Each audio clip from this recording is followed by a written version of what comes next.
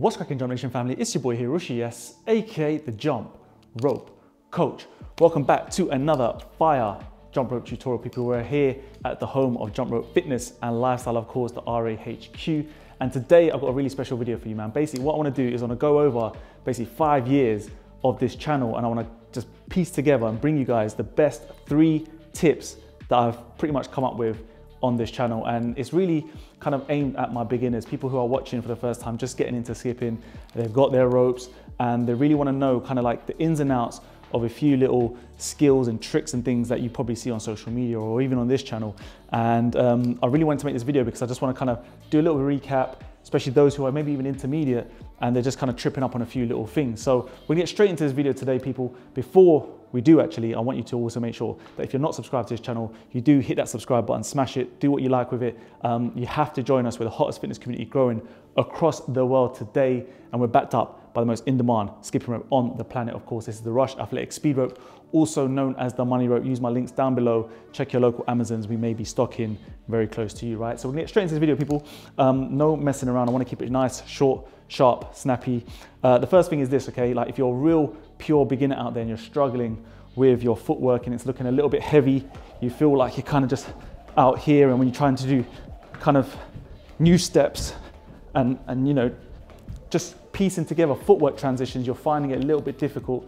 You're just trying to make it look a little bit more smoother. These are a couple of good tips that you need to use, all right? First thing is you can try shadow skipping. Now this is a drill, a kind of, I guess, a tip that I mentioned like literally in the early days of the RA channel. And shadow skipping is all about just getting your hands moving as if you had the skipping rope in your hands. And I want you to kind of focus and feel like this rope is going around you. And what you're gonna find is that your rope, or your kind of imaginary rope as it were, and your feet tend to start to match better than if you had the rope. Obviously, because obviously when you do have the rope, it does feel and is more difficult. But the point being is this, is that your feet start to realize that you don't need to jump so high. You also start to feel a little bit more lightness on your feet. And then you can start to kind of just practice and understand where your feet should be going. So it's more a case of just understanding the footwork, seeing what you need to do. And then your hands will naturally, as you're doing this shadow skip, your hands will naturally start to get more in time with your feet. Now the hard bit is obviously then picking up the rope and trying this, but I want you to feel like that you can just kind of be loose, be free, start to practice.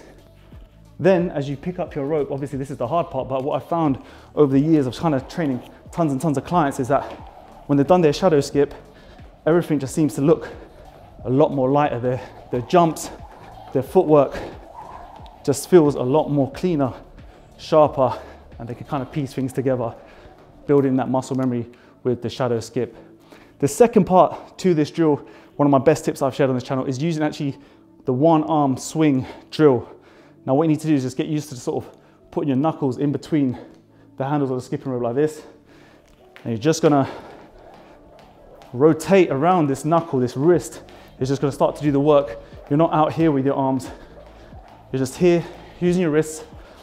And as you can see, the footwork now starts to move with the rope. As it clips the floor, you're then gonna see your body, your mind activates. It starts to realize where this rope is as soon as it clips, little jumps. And you're gonna feel when you're sort of off, when you're sort of moving this and you're just, it's gonna look awkward, it's gonna feel awkward. That's when you know your timing's a little bit off. So to learn your footwork, try this drill, start to kind of spin, get kind of creative with it. And this is a great drill because when you now start to actually skip properly, again, everything's super sharp with the timing. That one arm drill is one of my best kind of tips that I've shared on this channel. So give those kind of 2 a go, and I promise you, your timing, your footwork, the balance, everything will look super nice and sharp.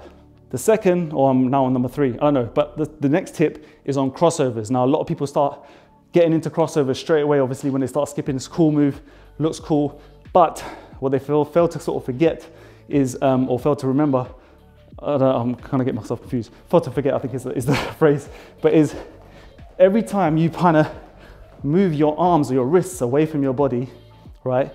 You change the arc of the rope, you change the way the rope is, and you make it more difficult for yourself. You shorten the rope. So when you come into doing the crosses, what happens is, if you ever find yourself doing this, and you can check through videos if you ever kind of move your hands out and then back in to do the cross, you're gonna trip, most likely, or it won't be consistent. You'll be tripping more often than you should be. And the reason is, like I said, you move those hands and those wrists away from your body, changing the arcs. Now, what I want you to kind of focus and practice on doing is when you are skipping, ready to go for this crossover now, the tip that I shared back in the days was you keep those wrists here. So I'm gonna draw some lines on the screen now. Keep those wrists here, and all that happens is they come in, and that's it, back to the starting point. In, back to the starting point. They never go outside the lines and come back in. Yeah, you can do the cross, you can complete it like I did there, but they won't look as sharp, they won't look as natural, and you're forcing the rope to do a lot of, you're forcing your body to do a lot of work around the rope changes. So keep your wrists there. First movement is in. And when you come to doing it better with the feet, add in some run skips, you can then start to just go like this. The next quick short tip for crossovers is feel like your wrists turn over as you do the cross. A lot of times I see kind of beginners getting into their crossovers, and all they do is they keep their wrists flayed out like this, right? Supinated wrists, and it's out here, and they cross, and the wrists don't turn over properly. The thumbs don't go behind them. They don't get a big enough cross. So the sort of second tip to that is when you're doing your crossovers, feel like your wrists turn over and you start to get those thumbs facing behind you. So when you come to doing it now, you feel those sort of thumbs facing behind, wrists turning over, and you're gonna get really nice, sharp crossovers. The next one, guys, is for double unders. One of the best drills that I kind of helped my clients with and over the years of the channel is how to time your double unders. Double unders is not about speed. Double unders is not this, right, people? I'll show you. Common beginner mistake. Moving the hands super fast. Right? You're probably seeing double unders, you're probably seeing maybe decent double unders. For me, it's super erratic. It's kind of all over the place. I'm not controlled. A lot of shoulder movements. That rotator cuff's taking a beating. Loads of inefficient kind of movements here. Arms away from the body, typical. The timing is there, but it's not kind of sharp. It's not kind of effortless looking. And it also makes me feel like I'm getting tired for no reason. So what you want to feel like is, if you're trying to get your double unders, you want to start to engage your wrists only, all right? Really little movement from your forearms maybe, but you don't want to feel like this is kind of coming over. You don't want to feel like you're pushing that rope around your body with your arms. It's all in the wrist and how you affect it, especially with your thumbs as well. So get the rope back into your one hand like we did for the footwork drill. And I want you to now rotate this rope. And all you're gonna do is, right, another thing, this is a really great drill because it teaches you not to actually flex your knees. Because when you do this, you're gonna see, I want you to start to rotate this rope twice. Yeah, big jump at the same time so you get the timing ready. Right, and you're gonna start to feel like the work is being done by just the wrist because now we have it only in one hand. We can't force it around.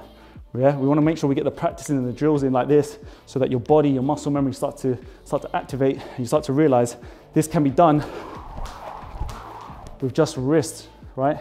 Timing of your wrist, and you see the way that I'm jumping, I'm not forcing that jump, I'm not coming down heavy. It's a nice light action. So now when you come to now bringing in two hands on the rope, yeah, you want to feel like those wrists are not too locked in place. You want to feel super, like, obviously loose with it, but you feel like the wrists effortless. And I can just do that for days, right? That's at like 40% speed. But I just feel like everything's kind of locked in, but not so rigid, all right? Keep that in mind. But it's the wrists that feel natural, that's just rolling, pushing the rope or kind of spinning the rope like that, okay? With the thumbs. It's not stressing everything, trying to go for big kind of motions, all right? The body is not kind of coming in too much, legs are not flicking out, dolphin kicks, you know, nice, composed. And you're gonna start to realize what type of jump you need for the type of spin you need. And then when you start to practice your multiples now, you can start to tinker with it. This is kind of chilled, a little bit faster, all right? That is pretty much my top, I was gonna say 3, but I know I mixed in a few more, but they're kind of my top drills that I want you to sort of practice on. Get started with that, especially if you're beginners. Intermediates, this will be perfect for you as well, especially if you're doing those crossovers, those doubles a little bit wrong. You wanna protect your rope as well, right? You don't want slapping. We don't want this being slapped on the floor, especially with your double unders. We want nice, smooth actions. Follow the rope around you with your wrists, thumbs, right? Follow the rope around you, especially if you're using a speed rope. So when you start to sort of piece these kind of drills together, you then get that effortless looking footwork. You can have fun with it. Yeah, you've seen all these tutorials on my channel. You can just kind of practice like this.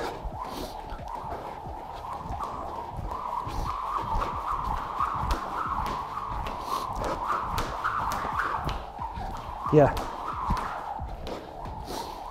And that about kind of wraps up today's video, guys. So trials are falling down, man.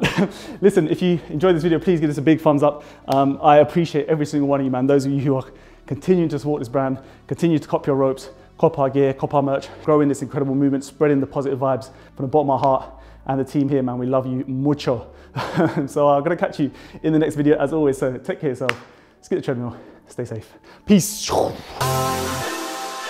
Was the knight in shining armor in your movie? Would put your lips on mine and love the aftertaste now.